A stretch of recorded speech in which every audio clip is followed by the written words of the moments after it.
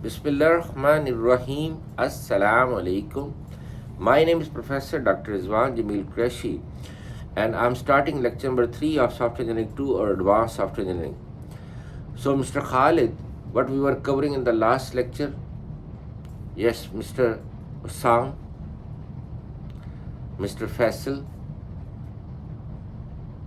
Mr. Abdullah. Okay. We're talking about dependability.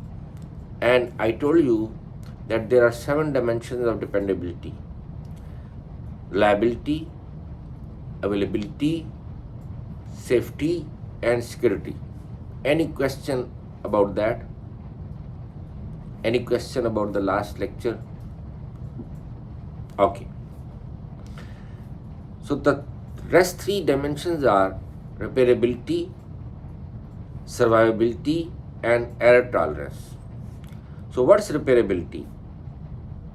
Mr. Hussam, Mr. Khalid, Mr. Faisal, Mr. Abdullah, any of you? No. Okay. Repairability means the ability of a software to repair itself in the event of failure or attack on the system. That could be due to some virus. For example, Windows. Microsoft Windows has the function to repair itself, so that's repairability. Then what's survivability? Mr. Hussam, Mr. Khalid, Mr. Abdullah, Mr. Faisal? No. Ability of a software to deliver services, to perform its services while under severe attack. For example, Amazon, Hotmail, Yahoo, Gmail, banking websites like in Pakistan, Bank Al Habib or Habib Bank, or Muslim Commercial Bank in Saudi Arabia, Al Ahli, SNB, Saudi National Bank, Al Raji, Bank of Riyadh. There is attack on the web server, on the website, but user or the customer should not feel that the application or software is under attack, because user has no problem related to attack or related to performance of the application. User doesn't care, customer doesn't care, because over the web, over the mobile, there are so many applications available. There are so many links available that if one link is not working, user will click on the second link or second option. For example, Amazon server is not working, then automatically the customer will order to AliExpress, eBay, Desert.com, or any other e-commerce website, the trusted websites, and Amazon will lose business. Same, normally I give example. You are an employee. Your employer doesn't care that you have some problem or you are under some personal issues, family issues, your blood relation died, parents died, your wife died, your mother died, sister, brother, uncle, auntie. He will listen one time, second time, the third time he will say, sorry, please fix your issues, fix your problems, you are a problem child, and thank you very much. Look for some other job. I don't need you. I remember one of my students, his name is Hassan. Now he's working in Ericsson company, and right now he's in Riyadh, Saudi Arabia, and working on a project of STC, Saudi Electricity Company, not Saudi Electricity Company, STC, Saudi Telecom, the mobile telecommunication and the landlines, all that. He remembered me one of my lesson that I taught him during the master's program when I was teaching him in 2000, back in 2008, 2009. I normally give assignments to master students to do some research and produce some research assignment as a research paper. And all of the students, in every lecture, we have executive program, so the lecture was in evening and there was 3-hour lecture. In every lecture, the students come up with the problems that, sorry doctor, because most of them were doing jobs in software companies or in different organizations, so they have job plus family issues. So every day they come up, every lecture they come up with new problems that, sorry doctor, we can't do, because normally I ask them to deliver the parts, the deliverables in terms of assignment 1.1, 1.2, 1.3. So I ask them about the deliverable part and they have ready-made excuse. So after 2 weeks, 3 weeks, I entered in the classroom and I said, sorry, today there will be no lecture and I have some problems. So read some research paper or the previous lecture or discuss something about the previous lectures. And 3 hours passed. After 2.5 hours, I said, thank you very much. See you. Normally say, see you in the next lecture. So in the next lecture, next week, again, I entered in the classroom. I say, sorry, there will be no lecture today, because they all came from their jobs and ComSets where I was teaching was very far from the city. So they had to travel like 20 kilometers, 30 kilometers, 40 kilometers from their job, and then they had to come to the university. And there was no lecture in the last week, and the current week again I said, sorry, I have some problems and sorry, there will be no lecture. So after few minutes the whispering started, and then one of them complained to me, doctor, we came all the way to take your lecture and last week there was no lecture, now today again you said no lecture. So I said, how do you feel when I say there will be no lecture in the last week and no lecture today?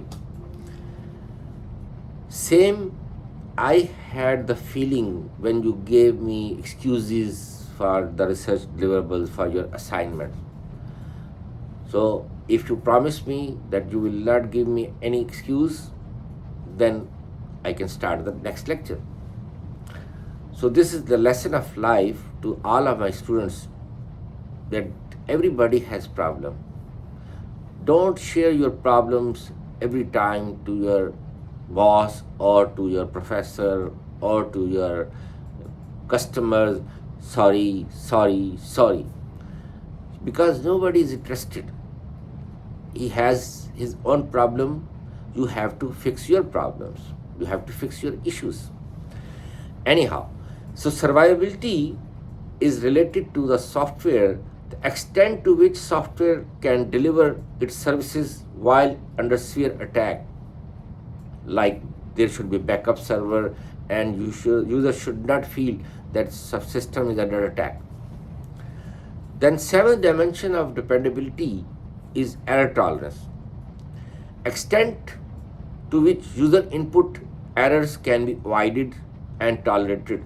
So error handling or exception handling, like in Java you have try catch block to handle the exceptions.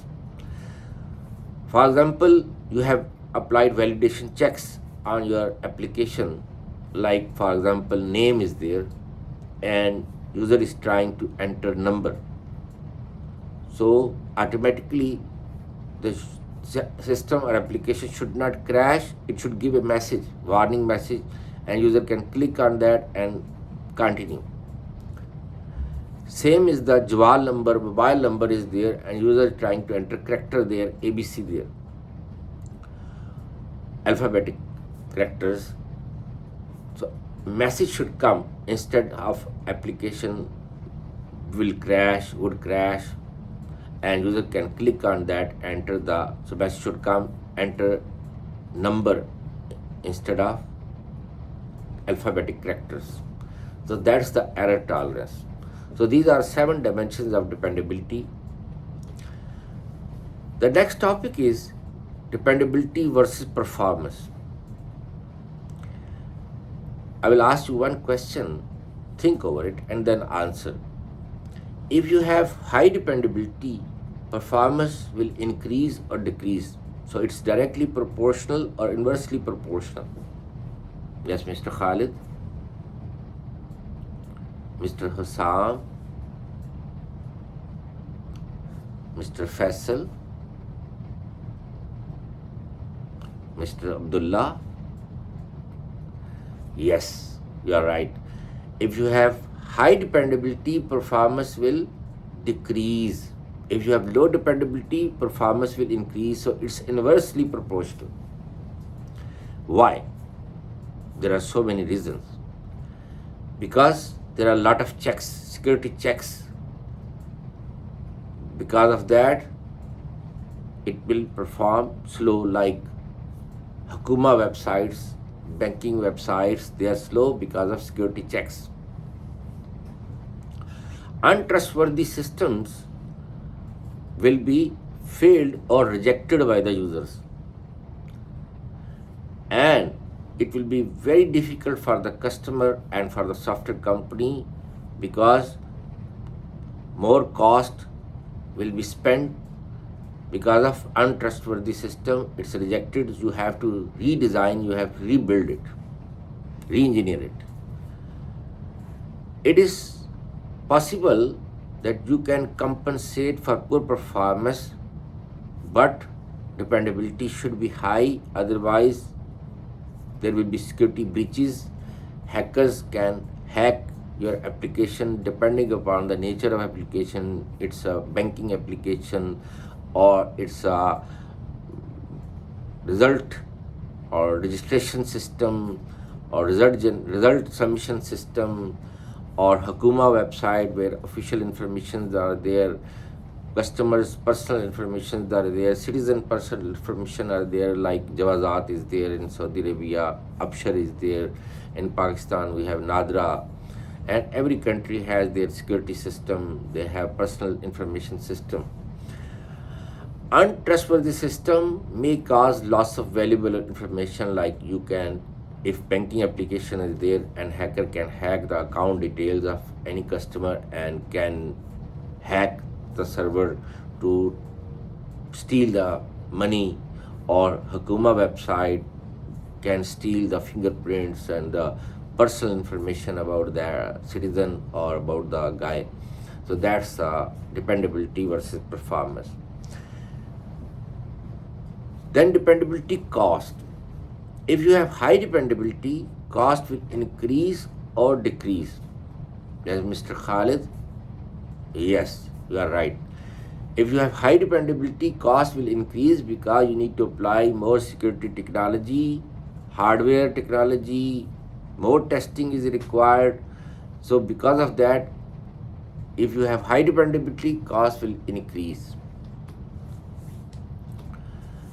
Then, what are the main causes of unsafe reliable system? Yes, Mr. Khalid, Mr. Abdullah, Mr. Hassam, Mr. Faisal, any of you? Okay. There are 2 main reasons. The first of all, if you have incorrect specifications that you did not care about, did not tackle the security or safety features in the system. So system will perform as per the incorrect specification may perform correct, but because you did not apply the security technology or the safety checks, it can result into an accident. Secondly, the hardware failure. Hardware failure may generate fake inputs like sensor failure can result into an accident, or like I gave you example of Chernobyl nuclear power plant, software failed to control the temperature and pressure, result into an explosion. Then I gave an example of cargo plane was hit by Boeing company plane, passenger plane, because of the sensor failed to detect the object, the incoming object going to hit. Or I gave you example of Boeing company fuel system. The fuel system shows that fuel is full, but actually it was not full. So hardware failure generating fake inputs can result into an accident. Then we have some safety terminologies. Let's discuss them one by one. Accident, unplanned event or sequence of event resulting into human death or injury, like we discussed example of Chernobyl nuclear power plant, space shuttle, Nissan company airbag problem, Toyota Land Cruiser 2011 model. If you increase the speed to 100, it automatically increases to 200 kilometers per hour. Boeing company fuel system shows fuel is full. So there are several accidents, and then one Saudi airline was hit by a Russian airline because the pilot took the wrong height. Then we discussed the Korean plane. It was on autopilot during the Cold War of America and Russia.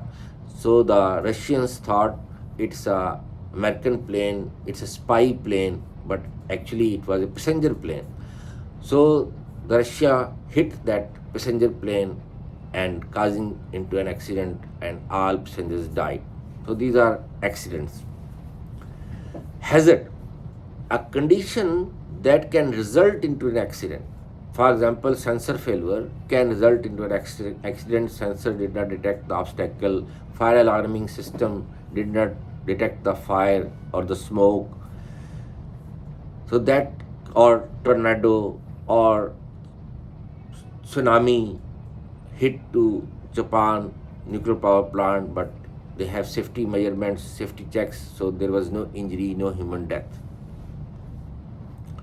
Damage, an assessment or measurement of the loss resulting because of mishap.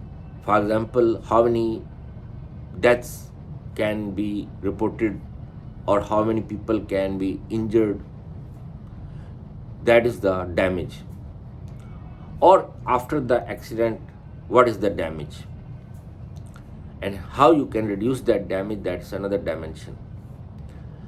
Hazard severity, it's an assessment or measurement of the worst possible scenario.